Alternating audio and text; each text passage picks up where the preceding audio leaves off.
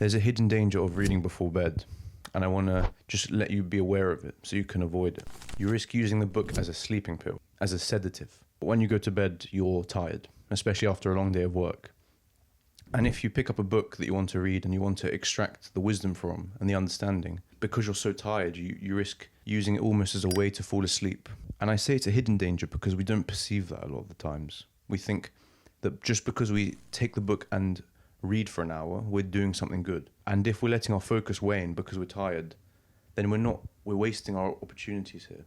We're spending a whole hour reading, or half an hour, whatever, and it kind of goes down the drain because all the whole time during that reading session we're falling asleep, we're struggling to keep our eyes open, we can tell our comprehension is waning, but we keep reading anyway. And before we jump into the solutions and the workarounds, of which there are many, I want to say that reading before bed's not bad at all.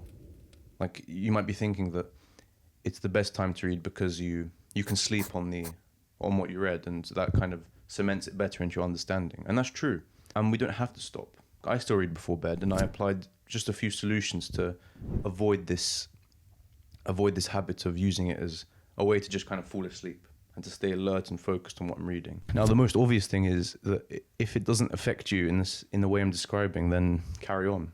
Like, when I sit down and read in my bed, I feel like I'm not affected by the tiredness. And sometimes the easiest fix is to just be aware of it.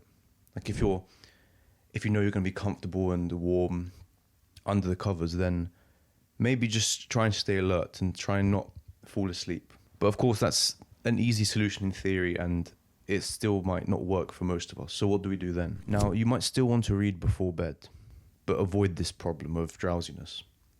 And the easy solution to that is to keep on reading before bed, but not in your bed. So if you want to be able to read at that time when it's quiet and you can sleep on the information to solidify it better, then do read as part of your evening routine still, but just do it outside of your bed.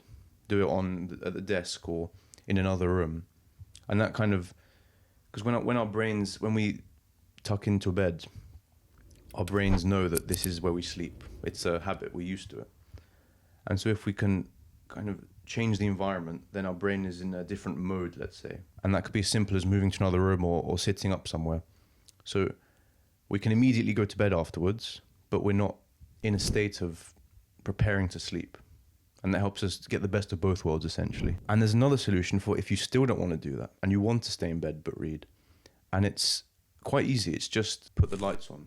I'm sure you've experienced this before, but you're reading and you don't want too many bright lights. It's uncomfortable. It's unattractive in the room. But then you read and you have to strain your eyes. And you notice that every sentence you read is harder and harder because your eyes are being forced to squint almost. That tires you out. Yes, it comes at the cost of having a maybe less attractive bedroom, but if you just turn on a light or make sure you have one of those bed light reader things, then your eyes are much less forced to strain and it's less tiring overall. So you can read without falling asleep, essentially. And if you still don't like that solution, because admittedly it's kind of horrible to have these lights around, but if you still don't like that solution, there's another way. And it's to keep doing everything that you're doing. Keep reading in bed, dim the lights, everything. Just don't read heavy literature. Some of you may be used to the system where you read a few books at the same time. There's a heavy literature, non-fiction maybe, some sort of serious fiction, and then something light on the side, some casual, like silly or just easy to read fiction or non-fiction. And if we reserve the heavy stuff for bed, that's a recipe for disaster. Like we're getting something that can challenge us mentally and ask us to use lots of energy, and it's demanding. And if we save that for the period when we're tired, the most tired, how's that? Doesn't make sense. We're going to fall asleep. We're going to struggle to pick up the concepts. And so we should save that for when we're most alert during the day or some other reading session, in the morning maybe. And then we should reserve the times where our comprehension is maybe at its lowest for something else, like a lighter piece of fiction. So then if we do fall asleep, it doesn't really matter because we're not losing the understanding, we're not wasting our time, we're not compromising our learning. The only problem with that I noticed is that if you do read something light and easy, then you might risk being too absorbed in the book. And that could just hinder your sleep and make you stay up until like 3 a.m. And, to stay up late for reading is not so bad, but still, that's the only risk I can see with that. So you can do a quick recap now.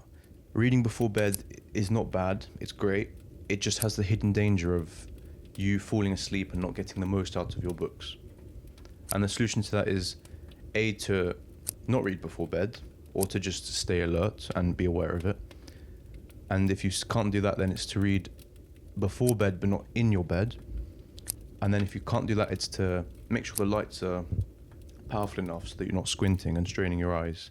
And then the final solution was to reserve evening reading for only the lighter pieces of fiction, rather than the more serious, fruitful and heavy pieces of non-fiction or fiction that demands our energy. So I hope you can take that away and maybe give yourself a self-assessment into seeing what works for you and what doesn't, and if it affects you too.